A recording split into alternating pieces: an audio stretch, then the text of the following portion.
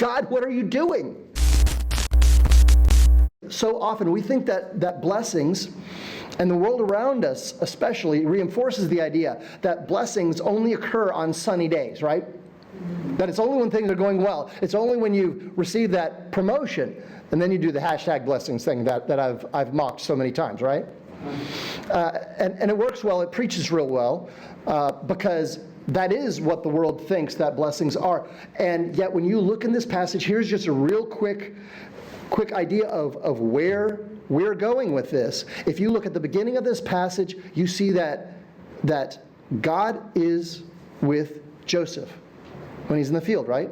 And then when he's in jail, God is with him. Joseph was handsome in his form and his appearance. And so this becomes a problem, though. This blessing starts to become a challenge in his life. Potiphar's wife, she notices the thing that everyone else notices about Joseph. And she continually propositions Joseph, come, lie with me, come, be with me. And he continually resists, to the point that she realizes she is not getting anywhere, she is not getting any traction, so she's going to have to trick him. And it is at that point that she grabs his garment. That is a key word in this passage. Have you noticed that garments seem to get Joseph in trouble? We saw it two weeks ago, right? The garment of many colors, that got him in trouble. When it's stripped off of him, he goes into the pit. When this garment is stripped off of him, he'll end up in jail, right?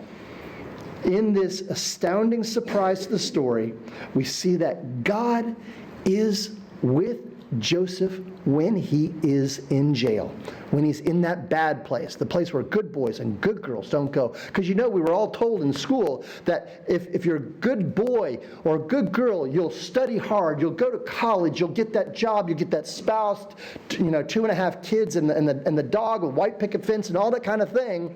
And then that's where God's blessings will be on your life, right? If you do all those things, then you will follow that path. That is the world's path to blessing.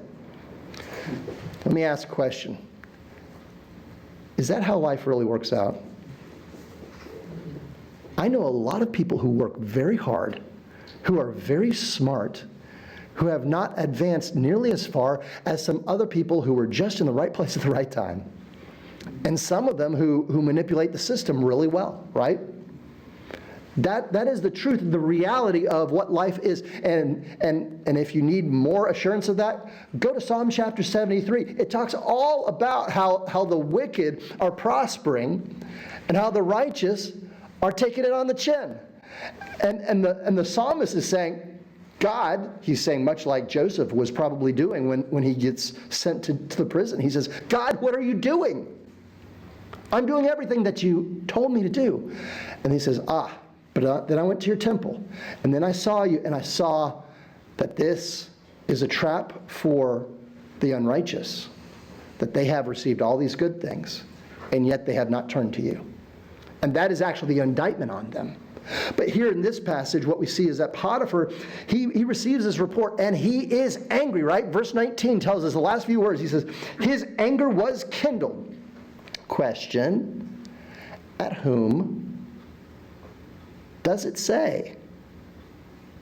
I think that's an intentional deletion. It's not telling you who Potiphar his anger is kindled at.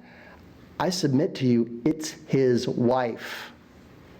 And so what Potiphar is about to do is he's going to pull a very shrewd move, because he does not become the captain of the guard for no reason.